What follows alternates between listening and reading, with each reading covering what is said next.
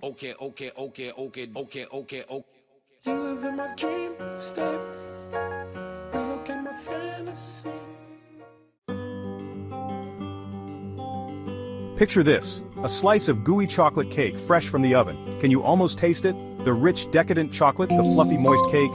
This isn't just your imagination, it's your brain on sugar. But why is it so hard to resist?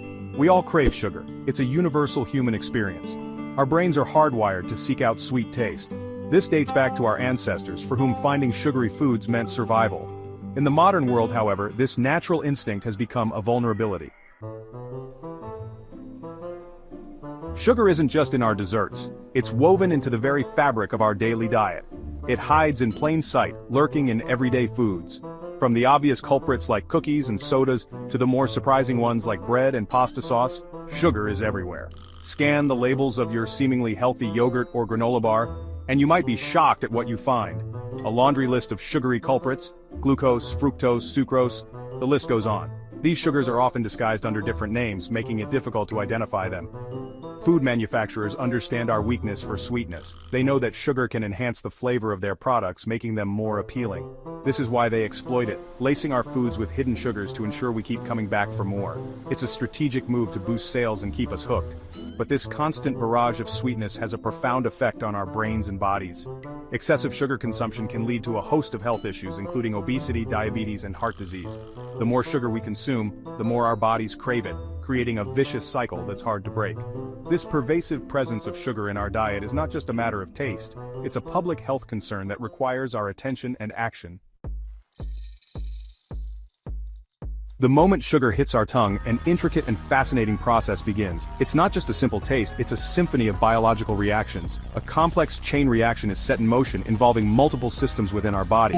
This isn't just about taste, it's about how our body responds to this sweet stimulus. Taste receptors on our tongue send signals shooting to the brainstem, which is the first stop in this elaborate journey. These receptors are finely tuned to detect sweetness, among other tastes. The brainstem acts as a relay station, processing these initial signals.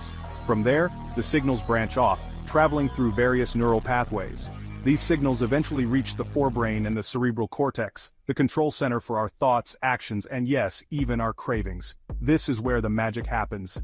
This intricate network is responsible for our perception of taste and the subsequent pleasure we derive from it. The brain's reward system lights up, making us feel good. And when it comes to sugar, our brains are programmed to interpret that pleasure as a signal for more. This is why sugary foods can be so addictive. They trigger a powerful response in our brain's reward system, making us crave that next bite. The release of dopamine, a neurotransmitter associated with pleasure and reward, reinforces this craving. It's a complex dance of chemistry and biology, all set in motion by a simple taste of sugar. Understanding this process helps us appreciate why we find sugary foods so irresistible, and why moderation is key to maintaining a healthy balance. The next time you indulge in a sweet treat, remember the complex dance happening within you. Section 4. The reward system, sugar's grip. At the heart of our sugar cravings lies the brain's reward system, an ancient and powerful mechanism essential for survival. This system, deeply embedded in our neural architecture, has evolved over millions of years to ensure that we engage in behaviors that promote our well-being and survival. It's a complex network of neurons and neurotransmitters that communicate with each other to create feelings of pleasure and satisfaction. This system is responsible for reinforcing behaviors that are beneficial for our survival, like eating when we are hungry or seeking shelter when we are cold. When we perform these actions, the brain releases chemicals like dopamine, which make us feel good and encourage us to repeat the behavior.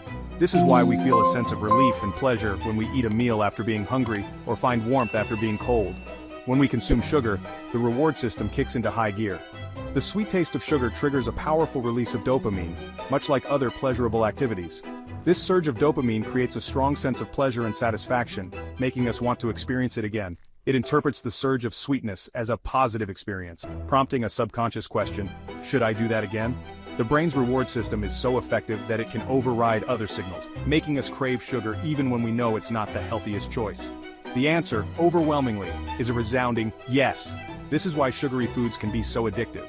The brain's reward system is designed to make us seek out and repeat behaviors that bring us pleasure, and sugar is one of the most potent triggers of this system. Understanding this can help us make more informed choices about our diet and health. Section 5. Dopamine's role, a rush and a crash. Dopamine, often dubbed the feel-good neurotransmitter, plays a central role in this reward cycle. When sugar hits our system, it triggers a surge of dopamine in the forebrain, flooding our brains with feelings of pleasure and satisfaction. This dopamine rush, however, is short-lived. As the initial euphoria fades, our brain craves another hit, another opportunity to experience that same level of pleasure. This sets the stage for a vicious cycle of cravings, consumption, and subsequent crashes. Section 6. Breaking free towards a balance plate. Breaking free from sugar's grip is a challenge, but not an insurmountable one. By understanding the science behind our cravings, we can make informed choices that support both our physical and mental well-being. Choosing whole, unprocessed foods over their processed counterparts, staying hydrated, and managing stress levels are all crucial steps in reducing our dependence on sugar. Remember, a balanced plate is not just about deprivation, it's about nourishing our bodies and minds for optimal health and well-being.